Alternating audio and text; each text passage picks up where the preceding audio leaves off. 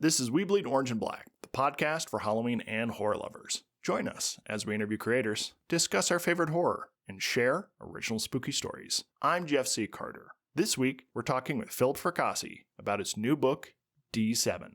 Philip Fracassi is the author of the novels A Child Alone with Strangers, Gothic, Boys in the Valley, and The Third Rule of Time Travel, as well as several novellas, including Sakhalina, Shiloh, and Commodore. His award-winning short stories have appeared in numerous magazines and anthologies.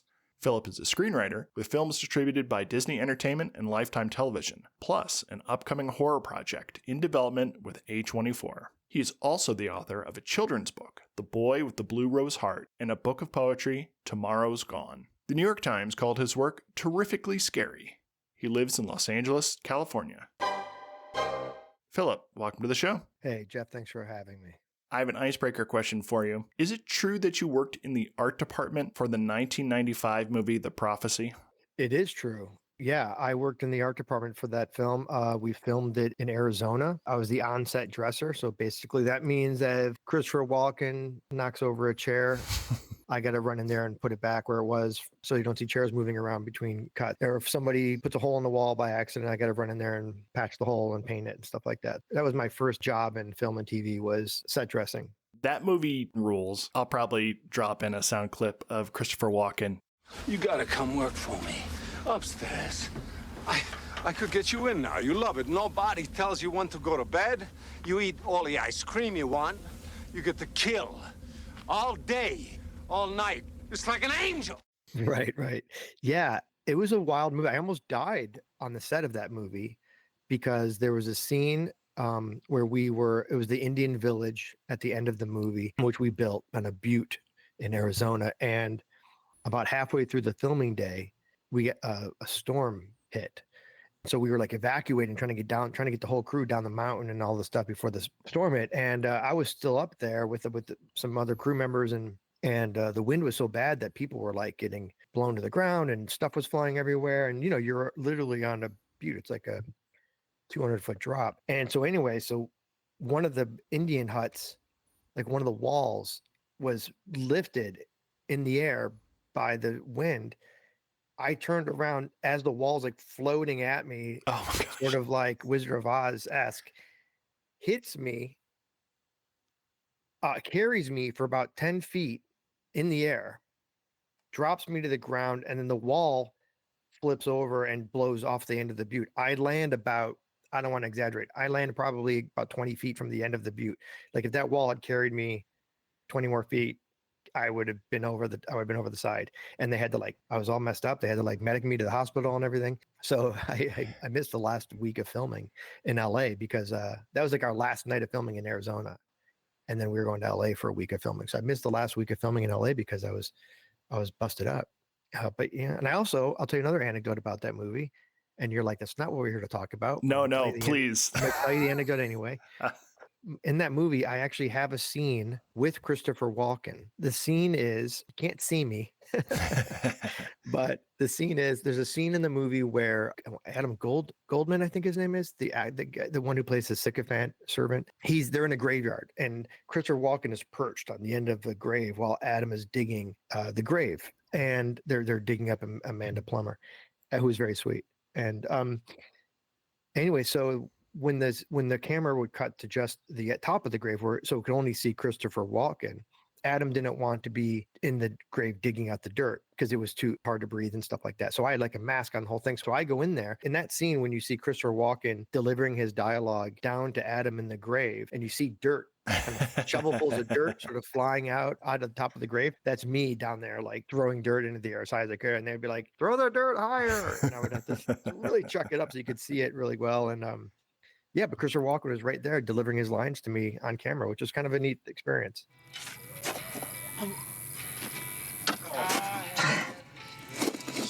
Enjoying yourself up there? I always enjoy watching you work, Jim. So what I'm hearing from all this is that working in entertainment is incredibly glamorous. Right. Yeah. Yeah. I spent the last 5 years of the film and TV industry working in locations. I'm a full-time writer now, thank God. And locations is a nightmare because you're basically, it's like throwing a wedding once a week for 200 angry people.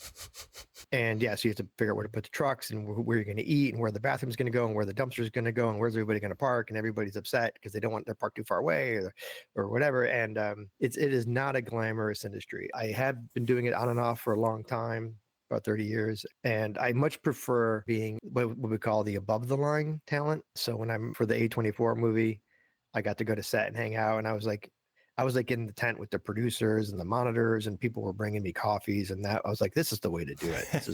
This is much better than, but I had a little PTSD because every now and then I would hear locations over the walkie talkie and I would like, reach for my hip to answer it. And I was like, oh wait, no, I don't have to do that. What's your 20, Phil? Yeah. Yeah. So, but yeah, Prophecy was a really fun experience. I also met my buddy Viggo Mortensen on that movie, who ended up becoming a big star. And Walken was an interesting guy to hang out with. And yeah, it was a fun movie. That is so cool. Definitely in that sweet spot of 90s horror movies that did not over rely on primitive CG, but like had a really cool story, really cool effects. Kudos to the art department, of course. Yeah, it was a good looking movie for a very low budget, and they ended up making like 6 of them or something. I don't know. I only worked on the first one. The guys who produced the first one, Mike Leahy and Joel Soissons with Neo Motion Pictures, was the company. They're friends of mine. We ended up making a movie together. About 10 years ago, I wrote a movie called Girl Missing for Lifetime, and Joel directed it and Mike produced it. And so those are the same guys who broke me into the business. So we stayed friends and we still talk to each other and trying to find that next project. Hopefully we can do something else. But I also worked on, my first movie was Maniac Cop 3, Badge of Silence. So I've done some cult movies in my time. Is it Maniac Cop 2 that has the end song rap? You better watch out when you hear that sound. It means that the Maniac Cop's around. Just based on some of your stories about working in Los Angeles, you have dipped a toe into every facet of the business, but also different genres, different mediums. You've done a podcast, you've done screenwriting, you've done children's books and poetry and horror. The things you write about range from depression to Civil War era horror. Do you think it's important to try to diversify as much as possible, or is that you just finding every open door? I think it's whatever interests me. I don't really worry too much about genre or what am I writing. Is this horror? Is this science fiction? Obviously, if it's a children's book, I'm going to write it differently. But the story is what interests me, and whatever that story is the story I want to tell. Whatever story piques my interest and gets me excited. D7, which we'll talk about, is a shorter story, but it's a horror story, kind of an old school horror story. Whereas the book that's coming out in a couple weeks, Third Rule of Time Travel, is science fiction, and then I have Autumn Springs coming out, which is horror, slasher horror. And whatever idea sticks with me is the idea that I want to write. So I don't over worry about it. I think horror is definitely like my home base, if you will, because I just tend to lean dark, and I like writing supernatural stuff. I like writing fun, crazy alien stuff, and I like writing about haunted jukeboxes and stuff like that. So it's fun for me. And even the books that I've written which are not genre, like Don't Let Them Get You Down and The Egotist, and those are more character studies about depression and anxiety and loss and all that. I would describe them as literary or non-genre. Those are stories that I thought were important to tell. So for me, it's once I have the story, once I have the book, I kind of think like, where does this book fit? Is this something that I would give to a smaller press, or is this something I would try and shop to a big 5? Is this something where I lean into the science fiction element, try and sell it to a science fiction like Orbit? So that I kind of think about it after the fact, or my agent, she reads it, we talk about it. This is sort of a follow-on question from that. And I realize it's one of those dumb questions that doesn't have a clear answer, but it's kind of interesting to muddle through anyway. Do you think it is more important to have quality in your work or to produce quantity? Because as a full-time writer, you kind of need to chase down every opportunity and keep your head on a swivel, because the next job could come from anywhere. The next home for a story could pop up anywhere. But yeah, but to answer your question, for me, it's absolutely 100% about quality. If you're a full-time writer, it's all you're doing is working on there's writing, but there's also the business side of it. I would say I split my probably 60-40, my hours. I work, probably 10 hours a day, 7 days a week. And I try and take a day off now because I started having like like a nervous breakdown. So now I try and take a day off, but it's hard. And when you're not writing at the desk, you're reading for blurbs, or you're rereading your own stuff, or you're doing that kind of stuff. But I want to get as much work out as possible, but I never want it to be just like hacking it out. Because in my view, I'm always like, this book is going to exist forever. And I want people to find this book in 10 years and pick it up and really love it. It's hard to keep up a steady pace doing that. But like I said, if you're only writing one book a year and you're already ahead of the game. So if that's your full-time job, then you're only talking about, okay, well, if I'm going to take 4 to 6 months of my year and write a new novel, and that's the novel that's coming out in 2 years from now, and then I'm going to do all this other stuff I do, you can see how you get into a rhythm, and it's just like, okay, then this one's done and this one's done. I think it's not so much time spent. I think it's, to your point, a little bit more about what you're trying to accomplish. I try to make an impact with each one of my books. It's very important to me to try, which is maybe why I don't write the same book over and over and over again. I'm always trying to do something different. I'm always trying to do something unique, not just because I want the readers to have something different, which I do, but because I want to have something different. It's got to be interesting to me. I've got to be excited about what I'm writing. It's gotten me into a little bit of trouble because a lot of publishers look for that. Like, we want the guy who's going to put out a product on a reliable timetable, of course.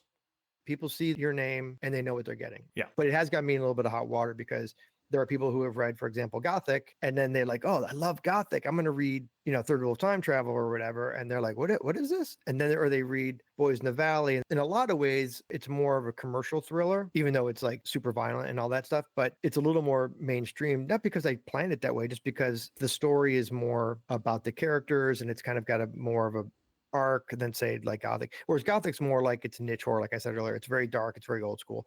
And so sometimes readers get confused when they read my work because they'll read a children's book or they'll read Gothic or they'll read A Child Alone with Strangers and then they'll read something else I write and they'll be like a little confused. And so I get a lot of that with like sometimes the reviews will be a little bit like, I can't believe this is the same guy that wrote blah, blah, blah, because it's a totally different book, not in a good way all the time. Matter of fact, when I did the science fiction novel, initially they wanted me to change my name. And use a pseudonym because bookstores are like, oh, it's a Philip Fracassi novel, goes in the horror section. Ultimately, I was kind of like, I don't want to do that. It's my book. I wrote it. I want the credit for it. I want people to know it was me. So, I kind of pushed back a little bit and we ended up just using my name, but I don't mind that. I mean, if that means I'm going to never be a New York Times bestselling writer, if it means I don't get the nice house, then that's okay because this is very important to me, what I do. It's my art and it's my way I express myself to the world. And I work incredibly hard on my books. I think as I was doing an interview recently and I said, I think if some of the snarkier reviewers who are kind of branding themselves as being like snarky reviewers, I think if they knew the hours, the stress, the sweat, making sure every sentence, going through the novel for the 10th time and making sure that it reads the best way in your power to make it. I don't think people realize just how much goes into the process. I also read a lot of literary fiction. I read a lot of mid-century fiction. I owned a bookstore for a year where I sold used and rare literature. And I read a lot of poetry. And so it's very important to me that the prose is the best I can make it. Like the writing is very important to me. Every book is approached very purposely and very differently for me. Because when I think of a new story idea, the first thing I think of is how do I write this so that it serves the story the best way, so the reader enjoys the story the most. There's 2 blog posts that I think tie into this discussion about what it takes to make and market books in our current era. The first one was a post you had sort of summarizing your 2023 book tour. I thought that was fascinating. And I don't expect you to go into all of it right now because there's a great blog post on your website. But can you outline for us just some of the inspiration behind and some of the logistics involved with this book tour? Yeah, that was a monster. So Boys in the Valley was my first Big Five release. And I'd already released Gothic. I had already released A Child Alone with Strangers. And I kind of felt like this is a great book for me to introduce myself to a lot of readers and a lot of bookstores. In today's publishing world, publishers are not touring authors. They're not flying authors places and putting them up and all that stuff. So the publishers rely on the authors to promote the books. And even like the big fives, even the Macmillans and the Simon and Schusters. So they'll do some basic marketing and they'll do some PR, and a lot of writers also, a lot of people don't know this, a lot of writers like hire their own PR firms and end up spending more than they get for the book because they want the book to do well. And it's not a knock on publishers. I don't want to be blacklisted, but this is the reality of how it usually goes. So with Boys in the Valley, I knew I wanted to do a big tour. I wanted to get out and meet readers. I wanted to get out and meet booksellers. I wanted to introduce myself to the world, as it were. I really believed in that book. I did a Kickstarter and I raised like $15,000. It wasn't a charity thing. I produced unique editions of some of my books and sold those to Kickstarter people. I did Tuckerizations where you put the person's name into the book. So I did a lot of things where I think I raised like 14 and change. And I think I spent 4,000 of that producing the materials that I had promised people. And then I had $10,000 to basically put toward a tour. And so my wife and I started reaching out to bookstores across the country. We started, it was like literally my wife and I, we were like looking at the map of America and we were like, well, if we're here on, whatever it was, August 12th, how far away is it to get to the next one? Can we be there by August 13th or August 14th? So I had to book the tour with logistics in mind too. It's like, I'm driving here to here. I'm driving here. Like, how do I get, it was a ton of work. It took me a long time. I probably spent 6 months of my life just doing that tour, doing the Kickstarter, planning the tour, reaching out to bookstores, setting everything up, getting other authors to join me at certain stops, like Paul Tremblay or whatever, and Chuck Wendig, Christopher Gold, and those guys all joined me in certain stuff, and figuring out how to do it logistically and how much it would cost and all that stuff. So it was massive. It was a massive undertaking. I think I ended up doing, I don't remember what it was. It was like 25 or so stores across the country. And I had to fly certain places to get to certain places, and ended up costing, I ended up spending, I think I ended up going out of pocket around $5,000. In addition, which is a lot of money for me, but that's how much it meant to me that I wanted to get the book out there. But the thing with touring is, yes, you're doing the event, and sometimes the events were great and sometimes the events were flops. Sometimes you'd have 30, 40 people, and sometimes you'd have 3 or 4, and you never really knew till you got there. So that was really stressful. But the other thing is, even if you do have like 5 or 6 people, you meet the booksellers. The booksellers are always ecstatic that you're there.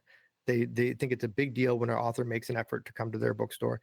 I signed a lot of books. I signed hundreds and hundreds and hundreds of copies throughout all these bookstores, which they kept on their shelves or sold online or what have you. So yeah, it was tough. It was tough. I don't think I will ever do it again. With Third Rule of Time Travel, I think I'm doing like 3 or 4 bookstores. Most of them are here in Southern California. And then I'm going to Albuquerque because they're hosting me. I'm doing an event in AuthorCon in Virginia because they invited me as a guest. So it makes sense to do it. But, I'm not in a position where I can like spend 3 months touring and spending a lot of the money or spending that time to do the Kickstarter and then produce all those materials. It was once in a lifetime kind of thing. Now, that said, with Autumn Springs Retirement Home Massacre, which comes out at the end of the year, I'll probably do a more extensive tour. Mm-hmm. But again, I'm very lucky that I have a very devoted fan base. It's not massive. It's not, I'm not Brandon Sanderson, but I've got a little army of around about 1,000 readers who are so supportive. And there's a group on Facebook called Fracassi Freaks if anybody wants to go check it out.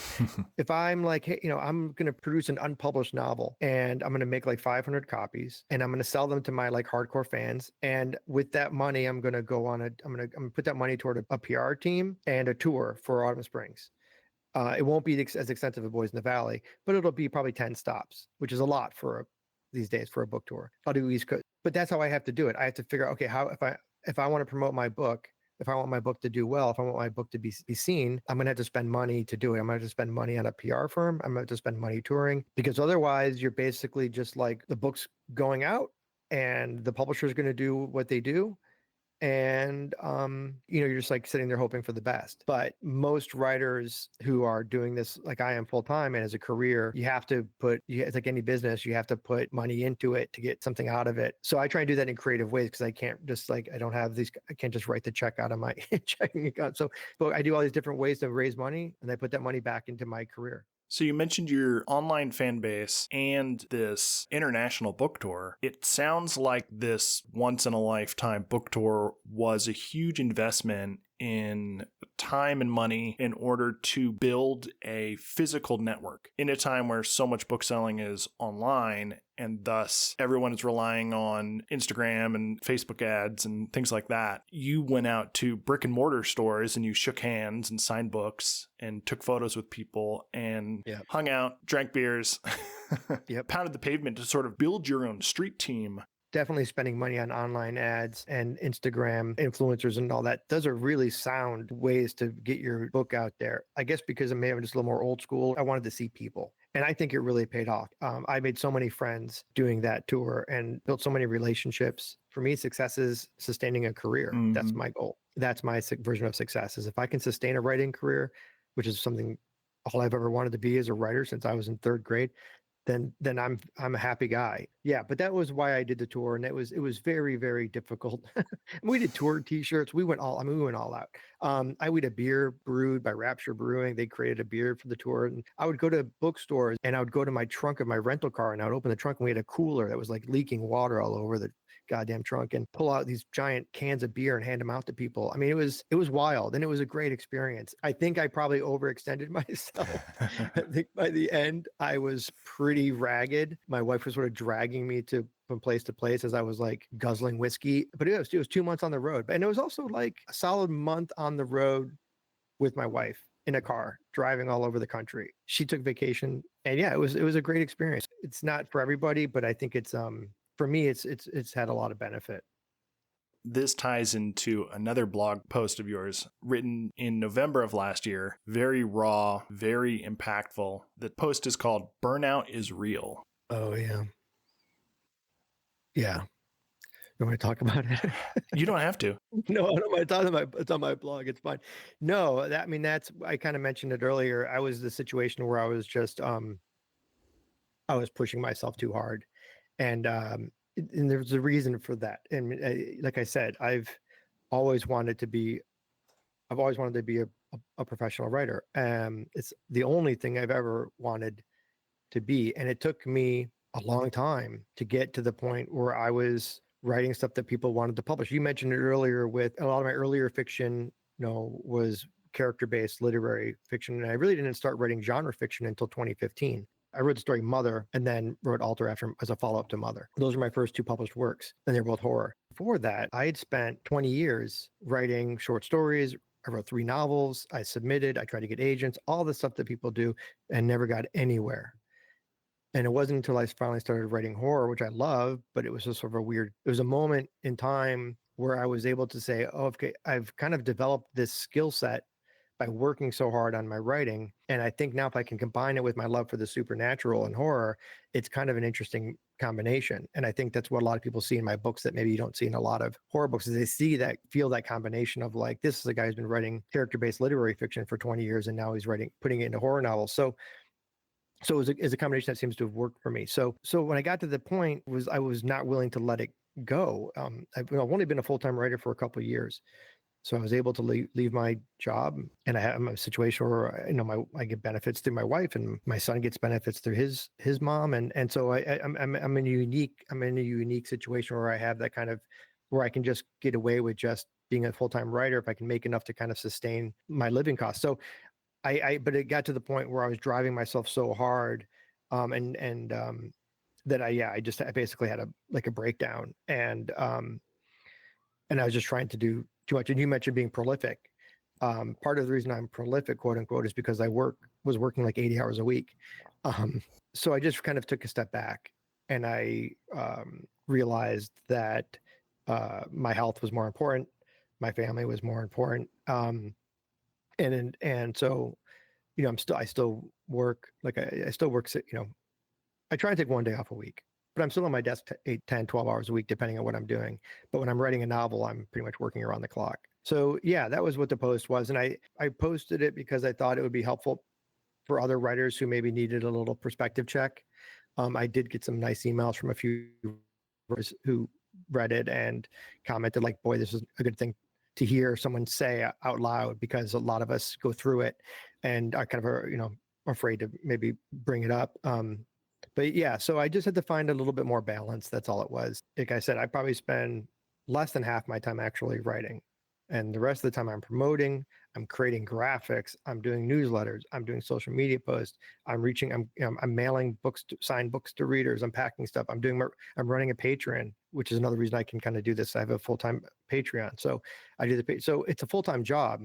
But it's not like I just said, It's not like I just wake up and write for 10 hours and then go play video games. That would be nice. But so it's just about figuring out how to keep everything up in the air. No, it's kind of funny. I got an email the other day from somebody who said, they said, can you please tell your website administrator staff that they need to make a correction on page, whatever. And I was like, oh yeah, I'll let them know. As I log on to fix whatever it was fixed. It's like, I don't think people really fully understand that it's a one-man show.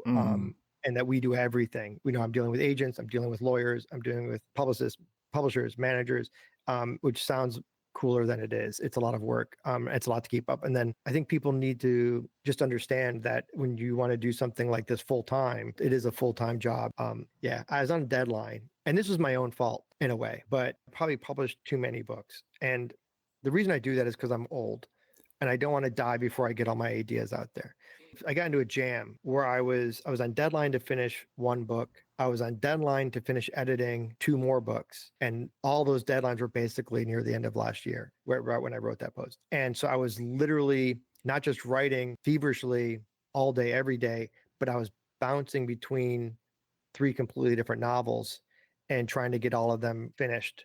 And then having gone through a lot of personal stuff that last couple of years with my parents passing and all this other stuff that I was dealing with, it just basically crushed me. And so I'm trying very hard not to, it's like I said, it's a balance because I don't want to stop publishing. I don't want to stop writing, but I would prefer not to put myself in a position again where I'm maybe writing 3 novels simultaneously.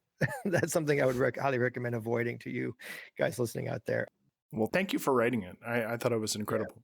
Oh, thank you. Yeah, my hope for that was just when I write something that's kind of direct like that, it's really to try and help other people. And, it's just like my podcast, The Dark Word, that you brought up at the beginning, 24 episodes with 24 writers or editors, marketing people, whatever. And all we talk about is writing tips for writers, because I really wanted to pay it back. But also when I started out as a professional writer and I was still learning so much, and about agents, about publishers, about being a professional writer, about social media, about interacting with people.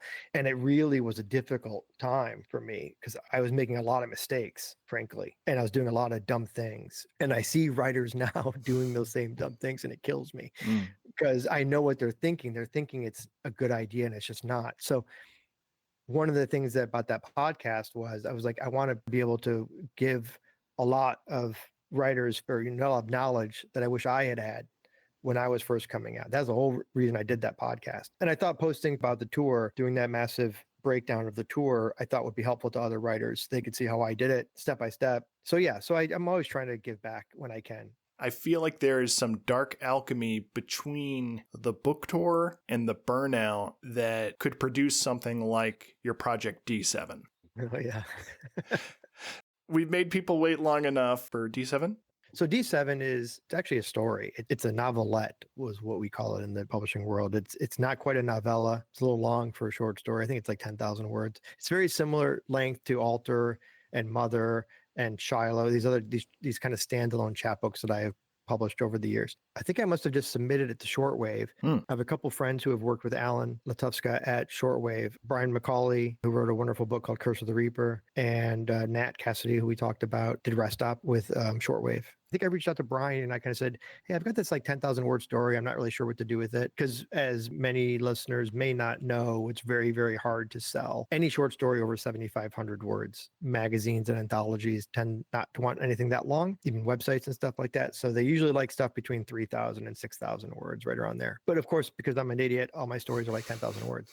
So I had this 10,000 word story and I didn't know what to do with it. And so yeah, I reached out to Alan and asked him if he would be interested in taking a look at it, because I knew he'd done something similar with Rest Stop with Nat. Yeah, and he read it and loved it. And it's about a haunted jukebox, and it's about this couple who are fish out of water going across the country, much like my wife and I did. And they find this little, God damn, you should be a therapist.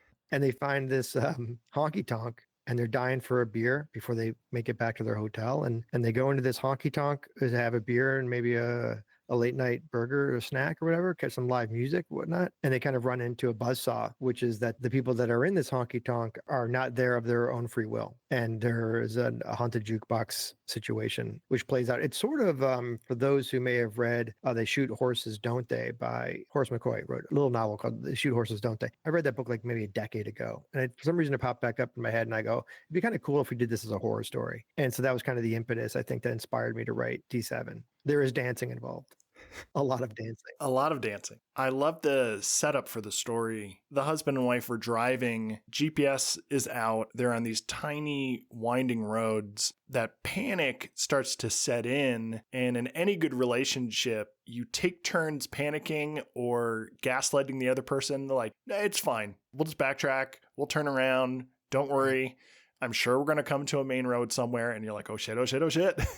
And then you start to lose it. And they're like, no, I think this looks familiar. You will jump on any neon sign you can find anywhere. And there's always that pressure lock.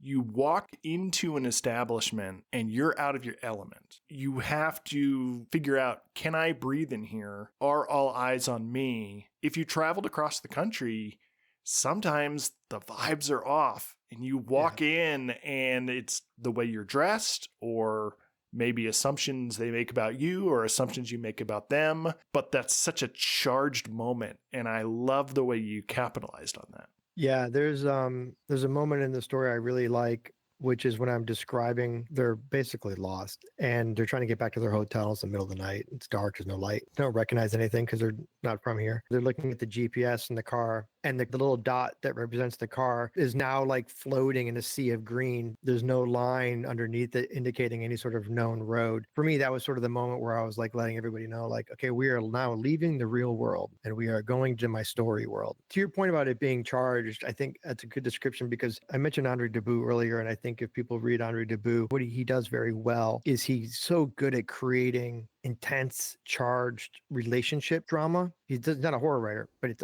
veer too far away from that description. But he's really good at describing very charged relationships and putting these people in uncomfortable situations. Like many writers, he inspires me. And I think it was kind of a combination of like Andre Debout, Horace McCoy's They Shoot Horses, Don't They? And then there was a Stephen King story I read when I was a kid that I think popped into my head at one point when I was writing this story. And I don't know what the story is called. I don't even know really what happens. I just remember there's a couple in a car and they're driving down some dark road in the middle of the night and they start fighting. Or that's all I remember from the story. I think it's from Night Shift. I always loved that moment where these two people were like getting angrier and more anxious because they were getting more and more lost. And it was dark. And you think about like, well, look, we've got GPS. We're in a car. We're on a main road. What could go wrong?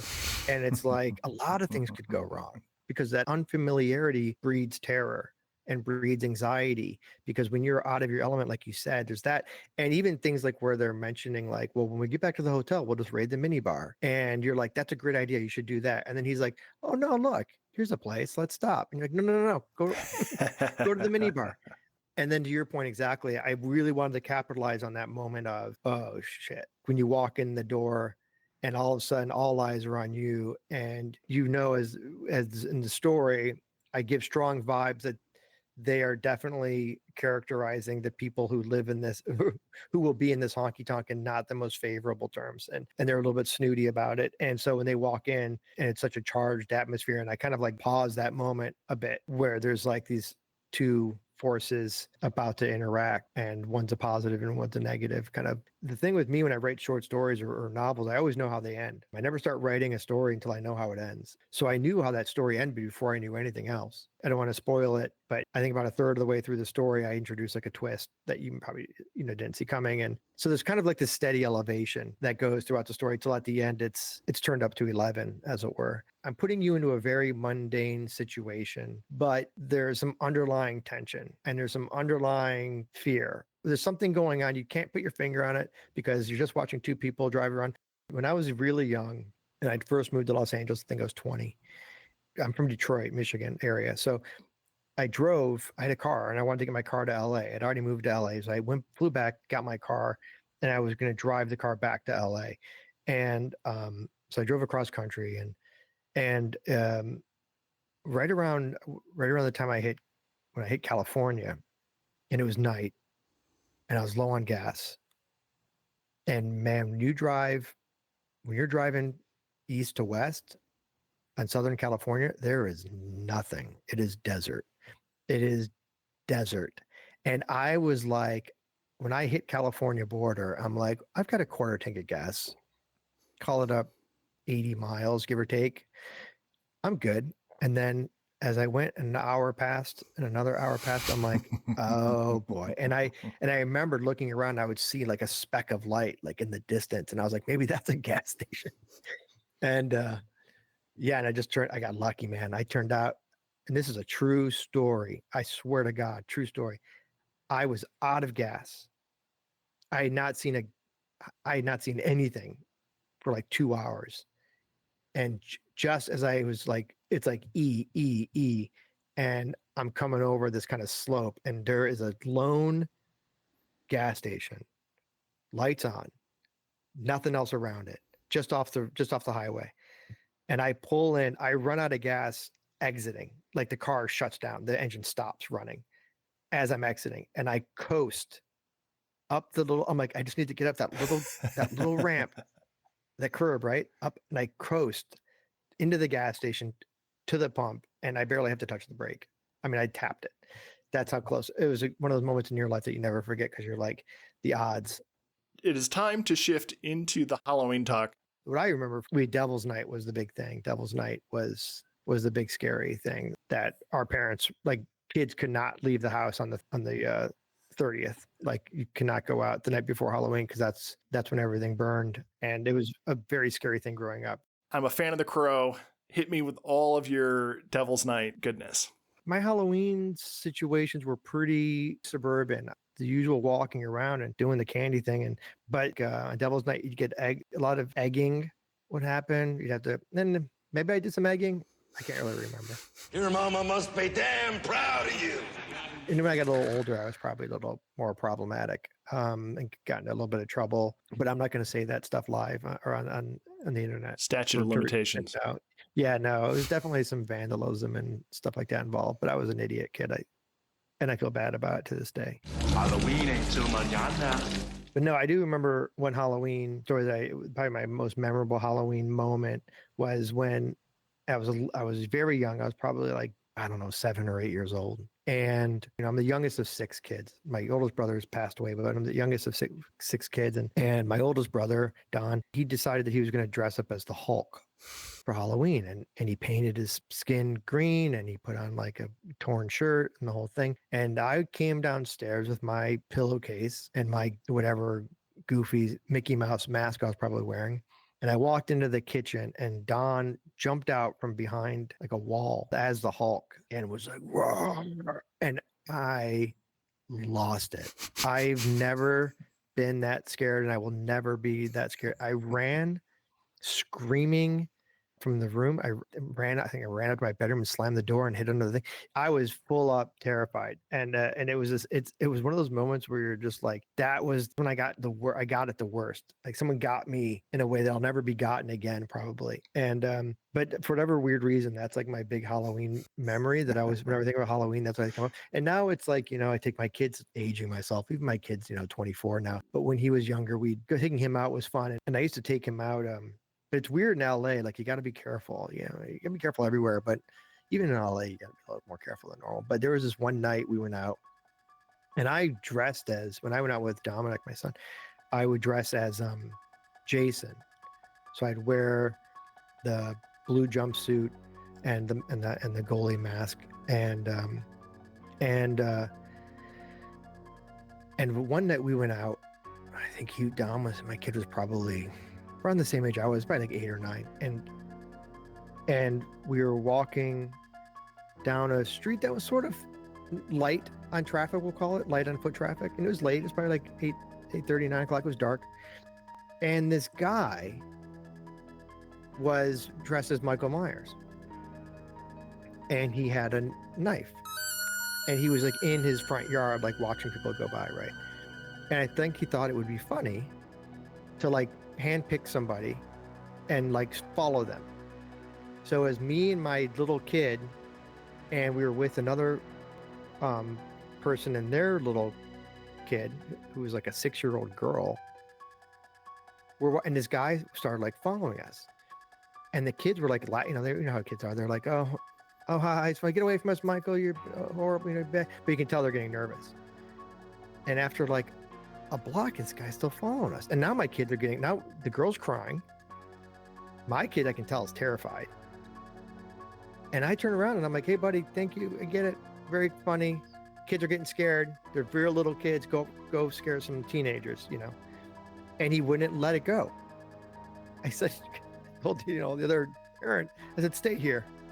And I went back and I told, and I teed off on the guy, and I was ready to like come to blows with him because he was making my little kid cry. I think sometimes you can take it just a little too far.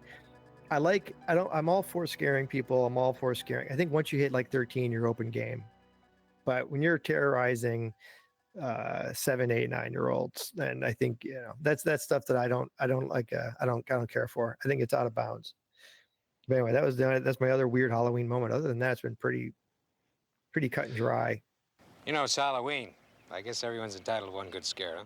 Were you squaring up with them in the hockey mask? No, the hockey mask came off. I didn't want them to think that I was kidding. Yeah. At that point, I was mad because I don't like bullies. Like when somebody makes your little kid cry, you got a problem. It's just the way it is. So, Phil, what are you working on next? Third Rule of Time Travel comes out from Orbit March 18th. D7 comes out May 27th, I believe.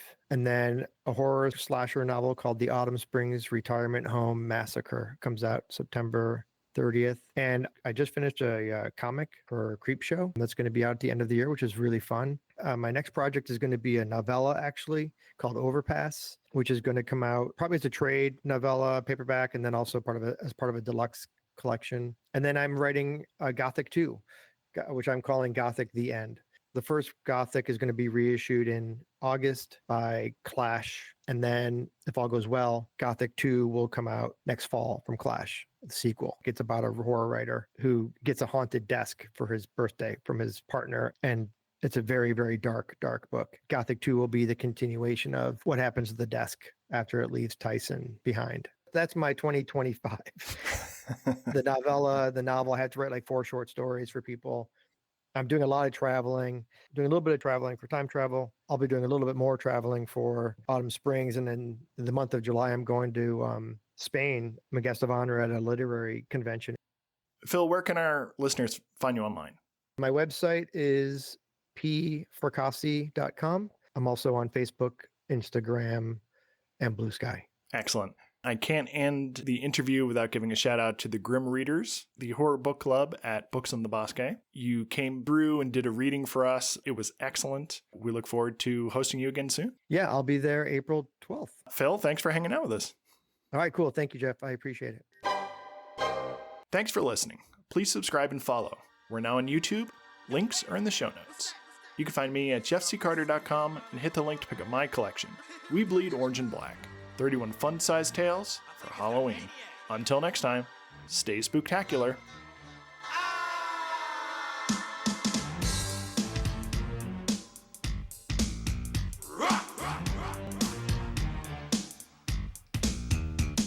You better watch out when you hear that sound. It means that the maniac cop's around. Once upon a time, he was a super cop, but the bad guys framed him to make him stop. They put him in prison where they tried to kill him. But he broke out, now he's the villain. Bullets won't hurt him, I know it sounds like jive, but when I sure if he's dead or alive. Set him on fire, I shoot him with an Uzi. But he'll show up in your jacuzzi. You can run him over, you can feed him poison. Push him out a window and it only annoys him. You better believe me if they think I'm lying. When he show up, Yeah. people start dying. He's out for vengeance and he can't be stopped. That's why they call him the Maniac Cop. You have the right to remain silent.